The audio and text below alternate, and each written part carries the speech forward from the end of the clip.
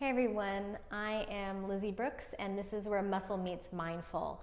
So today I want to talk to you about how to take a vinyasa. So vinyasa just means breath and movement, but we've taken it to mean this series of postures done sort of in a flow within a flow or a vinyasa class. And there's a lot of confusion about this. There are a lot of myths about ways it has to be done or ways it shouldn't be done. And there's also a lot of fear around it because it's really difficult. These are difficult moves. So today, I want to give you everything that you need to learn what it is, how to do it, and how to do it over time so that it's safe in your body. And then also to know what you want to do and what you don't want to do within this vinyasa practice. Especially with the beginning, what I'm going to start you with, which is the Chaturanga part of the vinyasa, which is also known as like the yoga push-up. That can be really, really difficult. Not just the posture itself, but getting in and out. And getting in and out of the postures, the transitions between the postures is pretty key, and I would like to dispel any myths about that and how you need to move between the postures, and just give you a lot of insight today so that the way you take your vinyasa is unique to you and you feel confident about it. So go ahead and join me. I have a bolster here. And if you have a bolster, please do grab that. Just go ahead and pause the video and grab that. If you don't, you can use some firmer pillows. You can even use some blankets folded up or towels, or you can skip this and just watch and learn. So because of the work that we're going to be doing today, you can just watch this video first and then come in later, or you can do it along with me. So it's really up to you. But I'd like to talk about Chaturanga first. And I want to show you, in fact, before you get on your bolster, I do want to show you a couple of things that I see a lot as far as this posture are concerned. So I'll see a Chaturanga that looks a lot like this, okay? And then people flow that up into an upward dog to a downward dog. I also see Chaturangas that look kind of like this, sagging in the low back, so kind of extremes here or extremes here.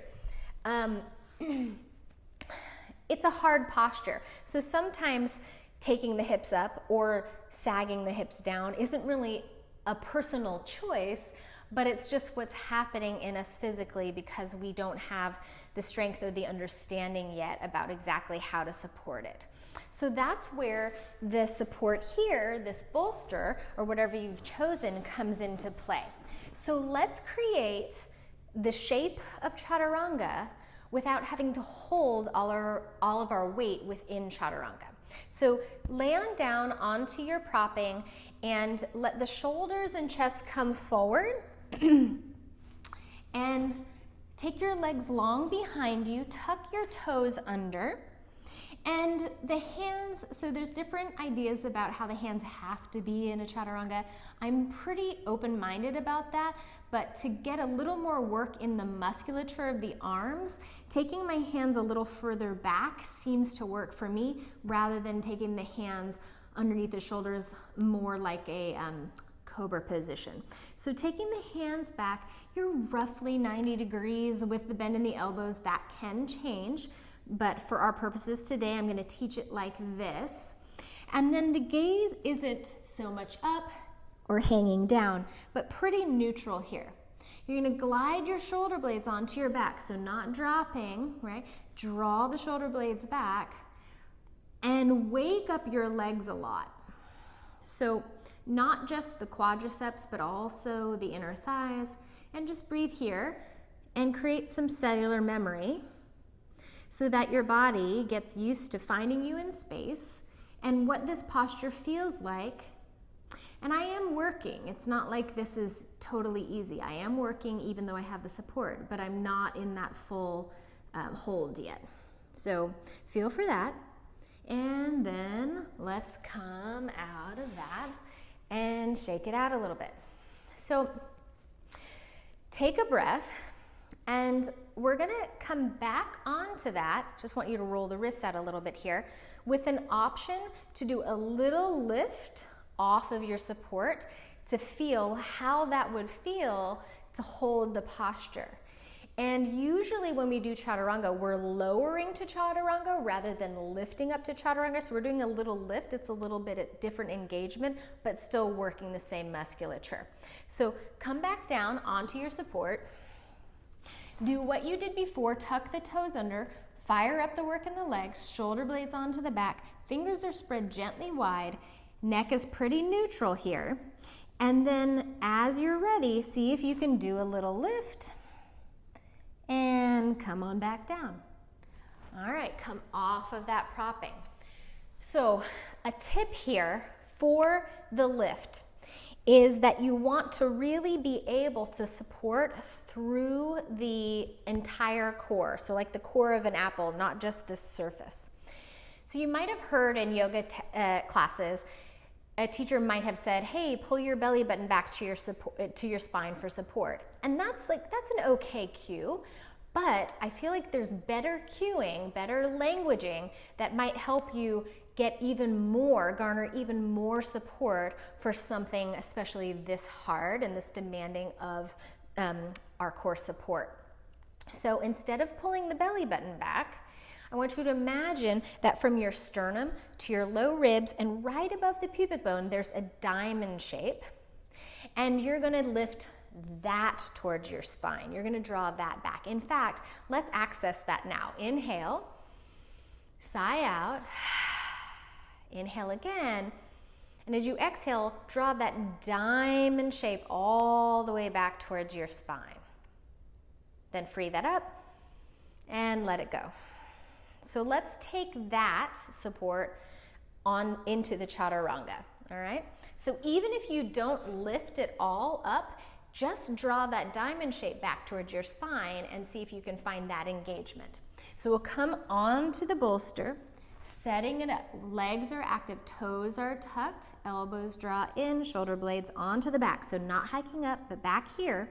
And as you're ready, draw the organs with that diamond shape all the way back towards the spine. Stay there, or maybe lift a millimeter off of your propping and come back down. Take yourself off of your bolster, roll the wrists around.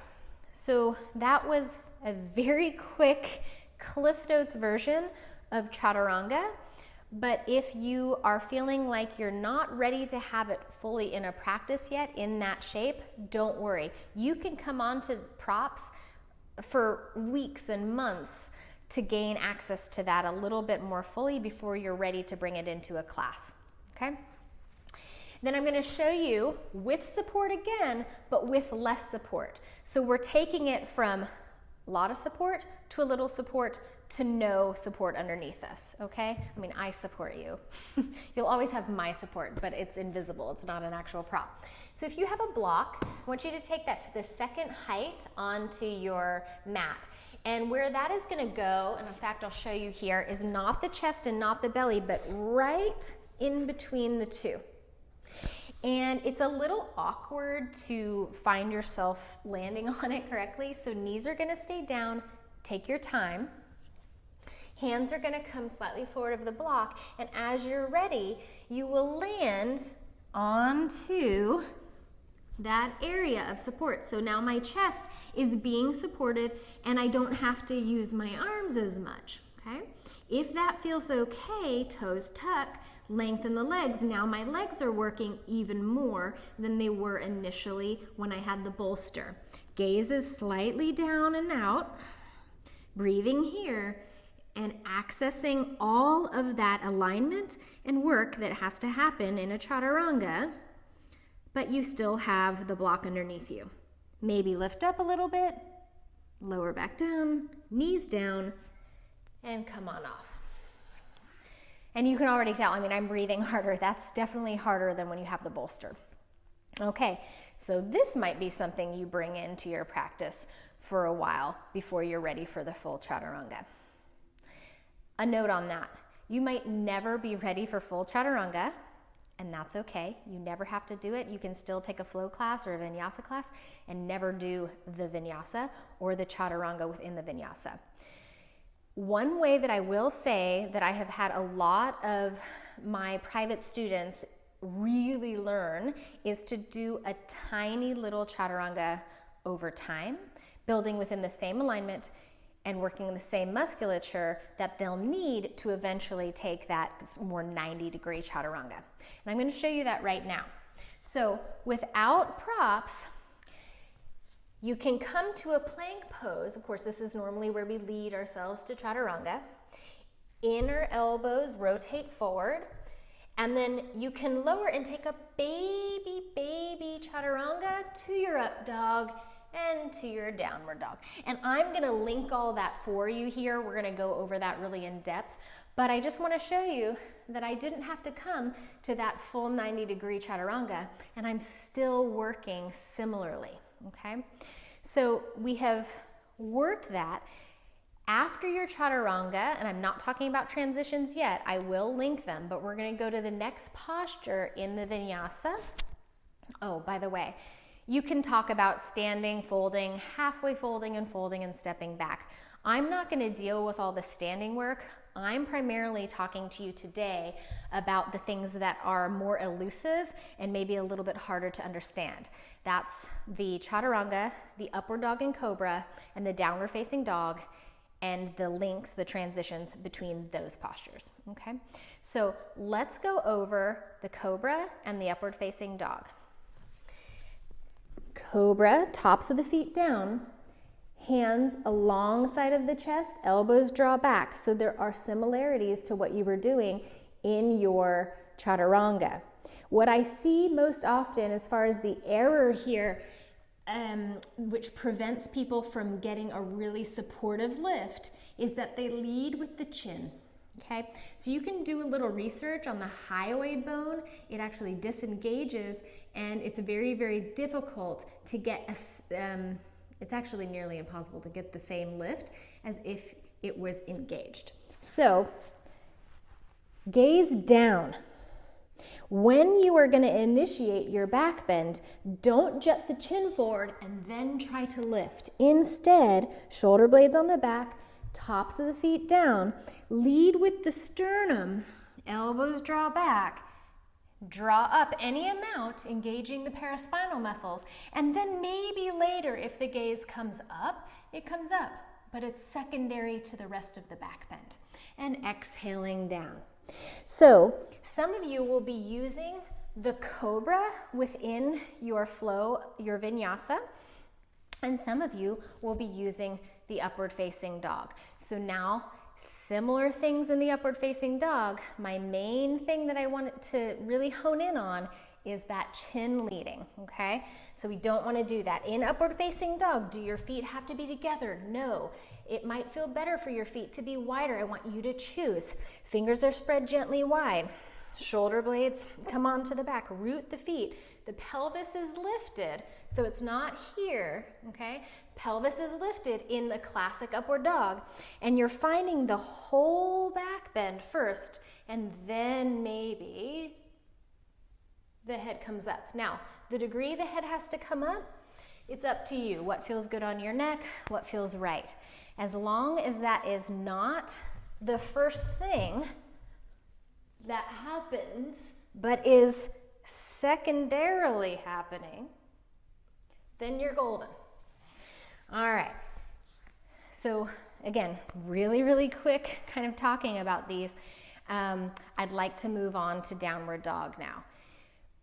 I am not super precise about downward dog for a few reasons, and that is because over time, it's nice when we can use downward dog more as a resting posture. When I first was doing downward dog, it did not feel like a resting posture whatsoever. And some days it still doesn't. But I want it to be relaxing enough in your body and not stressful. So when I am working on 50 different things I'm trying to do in a downward dog, I have a tendency to hold my breath and kind of over my muscles, and especially through my neck and jaw. But when I can make it a little bit more casual, then I feel like I'm in my breath and I'm in my practice a little bit more. But the number one thing I want to talk about is your hand position and shoulder position, okay? So in downward dog, my hands are not shoulder distance apart. They're actually wider than that. My fingers are going to point towards the front of the mat, and if they do point anywhere at all different, I might turn them slightly out, and it's just incremental, slightly out to the sides. But I'm not like this.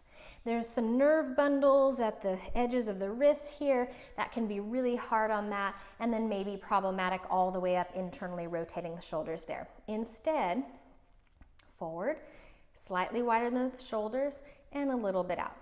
That's what feels good to me. That's what I have found has felt the best to the majority of people. Are there other ways that you can do that? Absolutely. We have to find what's right. And then the second thing with that is what's happening in the shoulders. So we don't want extremes here either. So you can do this with me, lifting up the arms, and then you can hike your shoulders up towards your ears and just see how that feels. So I see this a lot in downward dog. So imagine I was hands down on the floor here. So this doesn't feel so good. It's pretty cooped up for the neck and the shoulders. The other thing I see the extreme of is rolling out and down so much that you're crushing through the shoulder blade and really overworking the lats. So not here, not here, but there's a place in between, so you can play with the movement of your shoulder blades there and how much internal rotation and external rotation you have. There's a place in between that feels like more of a happy medium, okay? And then you can take that onto the ground and find the support there. So I'm gonna go wider than my shoulders, toes are gonna tuck, I'm gonna root my hands, my fingers are spread gently wide, hips go up and back, my feet, I like to have wider than my hips, and I'm not going to hunch my shoulders along my ears or move my shoulder blades so far away. The other thing I'd like to say is there's a difference between dropping my heart down and opening my chest and being so far up here. And I'm exaggerating so that you can see a little bit more, but I'm not in a major back bend here, and I'm not in a semi-plank, but more so in between those two. Your heels do not have to come to the floor. Whatever you feel gives you a decent stretch while you're still breathing, that's what works for the legs, okay? And you can change that up. You can pedal it out. You can move your feet wider or closer in over time. So we've gone over the Chaturanga, we've gone over your Cobra and upward dog, and we've gone over downward dog. And then here are the tips that I think are pretty awesome once you learn them and learn how to bring them in to your vinyasa. The vinyasa is so much more smooth and you feel so much stronger. So those transitions are really important to pay attention to, not just the postures themselves. All right, so there's a movement within the ankles that a lot of people don't think of in taking a vinyasa, right? Ankle movement, yes, it's very, very key. So I just want you to watch this one and then do the others with me if you like, or continue to watch. I want to show you, we say we've gone from our downward dog, so we've gone over that. We're in our downward dog. And we're going to move through part of our vinyasa. We come to our plank pose. Okay, so now I'm going to choose to lower to Cobra. These are for people who lower to Cobra, but what I'm saying is still critical, so even if you go to upward dog, take a look. If I keep my heels and ankles as they are, and I just lower down to the floor to prep for my Cobra, I take the tops of the feet to the floor. I want you to take a look at the relationship between where my shoulders, elbows, and hands are. Okay, so basically lowering straight down places my shoulders directly over my hand and my elbows pointing back. Okay, and it doesn't mean that there's anything wrong with that. You could come up and take a little Cobra and come back, and you can flow into your downward dog. That's okay. It's not taboo. It's fine. But if I want to put more work in my bicep, tricep, deep core lines, and even the inner thighs, I'm going to use an ankle movement, pushing the heels forward, that draws my chest further forward and places me more here than here. And in fact, you can do that with me. Come to more of a 90 degrees and put the shoulders onto your back and engage that diamond shaped back. Just again, creating that cellular memory, that prep, and then let's bring it in. So you're gonna watch this one and then we'll go through.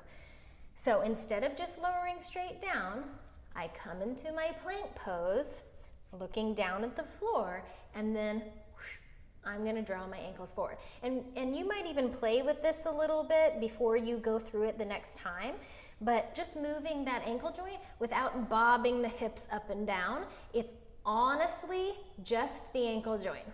I mean, obviously you're moving the shoulders and wrists forward and all that, but you're nice and steady at center. I'm gonna move my ankles forward, and please watch the relationship between shoulders, wrists, and elbows. Ankles forward, Chaturanga all the way to the floor, tops of the feet down, and then I'm in my prep for Cobra. So maybe you can see here that my elbows are more over my wrists and my shoulders are further forward than the last time, okay? So what that does is, again, puts more work in the arms, and I say more work in the arms because there's more weight coming forward and I'm having to stabilize differently. I also feel this a little bit more in my core. So let's practice together. Come into your plank pose. All right, now don't rock your heels forward, and oops, it's hard for me not to do. Don't rock your heels forward and lower all the way down. Tops of the feet down, and just take a look at where you are. Sense into what that feels like. Take a look. Okay, now let's do it with the heel rock. Come into plank pose. Rock your heels forward over the toes a little bit so the toes are still tucked, and then lower all the way down, tops of the feet down, shoulder blades roll back. Nice. So here we are, we're already into our prep for our Cobra, so don't jut the chin forward, lengthen the back of the neck, lead with the sternum, come to the height that works for you on the inhale, exhale, take it down. All right, now from the floor, we have a lot of options about how to get to downward facing dog. I'm gonna show you one. Tuck the toes under, push the knees down into the floor, take the diamond shape of your organs, right? All of those organs towards the spine, and press up to all fours, then to an almost child's pose, and then to a downward facing dog. Let's practice. Plank pose. Rock your heels forward, lower all the way down, tops of the feet down, shoulder blades roll back, Cobra without leading with the chin, taking it down. Now either stay with the same transition you did before with the knees down, or if you have a little more strength, tuck the toes under, lift the knees, lift the diamond shape towards the spine, press into plank, and then press into downward facing dog. So there are hundreds of ways to do this. I'm just showing you different options, and you might not do the same one every single time, depending on your energy level, depending on how you feel. You might take different options, okay? There's a lot to say about that, and if I was working in a private lesson, we would go over it a little bit more. But for the purposes of this tutorial, we're gonna move from a different transition from our different back bend, which would be the upward facing dog. So what we just went over was we did Chaturanga, up dog and Cobra, and downward dog. Now we just did the transition from plank to lowering all the way down to the floor to that Cobra to downward dog. We need to add an upward dog because the transition becomes different, okay? So let's go ahead and use what we've learned. coming into Chaturanga.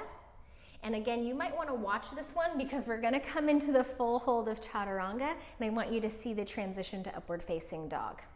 So I'm going to show you two ways that I see this a lot that I think would be better avoided. So a lot of times I see a very snaky movement, which is really pretty and really fun to do. And if you don't want to do a Chaturanga and you still want to do that, great. But that skips the Chaturanga. So instead of skipping the Chaturanga, you actually place it in, which is a little bit harder than dropping the shoulders down and then back up. When we take this transition, imagine that you kind of have some headlights at those bony prominences at the top of the shoulders. When you come into Chaturanga, you don't dip so far down and then come all the way up with those lights in front of you, not dip and up, but rather Chaturanga, lights are forward, and then they continue up the wall, and then you go back, okay? So we'll use some of the things we've done before, plank pose. We're gonna find our heel rock. Halfway down to Chaturanga. Now I'm not going to dip my shoulders down any more than this. And as I'm ready, I'm just going to come up. One foot flips over than the other. And then I'm going to add more here by pressing into the tops of the feet, lifting my pelvis more and more and more. When my low back feels stable and I feel really strong at the core, then I can flip one set of toes and then the other. For the folks who like to roll over your toes, I'm not going over that today, and that's not something that I take into my practice for a whole lot of reasons. It's mostly anatomy for me. It's not because I think it's wrong, okay? But I just threw in something there, which was the transition, if you were watching, from upward dog to downward dog through that pointed toe plank, which really gets a deep abdominal support and takes care of the low back. So the reason why I do that is I don't want to see you in your upward dog, right? You're here, and then you're gonna go to downward dog. Some people they start to tuck a toe. Well, their belly is out of support here, and they're driving into the low back, into this asymmetry, and then they're like, ugh, they come up here. That might not feel good on the low back. So from your upward dog, if you can press into the tops of the feet, open the front of the ankle joint, which is a bonus, lift the pelvis more and more and more when the low back is stable, then one set of toes, and then the other flips. Okay, so that pointed toe plank, I believe that's a Sean Korn. I'm sure there's probably other practitioners that do that, but I think she might be the one who, I never know who makes anything up in yoga, but I think she might have made that up, and I really do like that. So we've got our Chaturanga, our up dog and Cobra, and our downward facing dog. Let's bring it all together, but first, let's roll out the wrists, roll out the shoulders, take a little gaze left to right, maybe roll the head around a little bit. I know you heard that pop. It's always going to. And soften into the jaw. If you want to just watch, okay? So there's a lot of learning in just kind of seeing what it looks like and then taking it into feeling it into your own body, all right? So we'll start from a downward dog this time. So hands wider than shoulder distance, fingers are spread gently wide, fingertips forward or maybe slightly to the sides. Reaching the hips up and back, heels don't have to touch the floor. As you're ready, drawing yourself into your plank pose, stabilizing, rocking the heels forward. Now you choose if you're going to go into Cobra or upward dog. So that depends on your Chaturanga, lower halfway down or all the way down. Transitioning without jutting the chin forward, create your back bend. Choose your transition. Maybe it's pointed toe plank, maybe you're going to a child's pose first after Cobra before your downward dog. And breathing here. And then lowering all the way to the knees and soften it all the way out. So one thing to remember is that there are days when you feel really, really strong and you might be in a class and you'll take all of the vinyasas that are offered. And there are days when you're tuckered out, or your wrist hurts, or you have a headache or something, and you can take none of them or just a few of them. I would rather see students take 1 to 3 really good, mindful, physically supported, emotionally supported, breath supported vinyasas than take all of them kind of in a sloppy way where they're falling into the joints or hurting the low back or going into too much extension or flexion, depending on the pose. So for those of you who want to access that strength and you know you're not ready for that full, 90 degrees, remember baby steps, baby steps. I'm going to show you one more like that. When I baby step it, I'm using my upward dog and not the cobra. So if that was still a little elusive, downward dog, plank, heel rock, baby chaturanga, upward dog, downward facing dog. Okay, so month 1, half an inch, month 2, full inch, month 3, 1.5 inches. So you see where I'm going with this. Over time, you'll already be in the right alignment, working the right strength to eventually do the posture. So I hope this was helpful for you. Please ask any questions that you have in the comments below. Also, if you could pretty please like and subscribe. So subscribing, it's all free. You'll never get spammed, but it tells the YouTube gods that you actually enjoy this content, and hopefully this channel can grow. I really appreciate you being here. I really appreciate your curiosity about this. Please take care of yourselves. This is your home, and ideally we want our homes, our bodies, to be as inviting as they possibly can. So find your breath, find a positive mindset, even if that means pushing out some of the negative stuff. Not that it won't come back, but just for a moment, letting yourself have some space for kindness and positivity. It all counts. Every little bit counts. So I've appreciated you being here, and have a beautiful day. Namaste, everyone.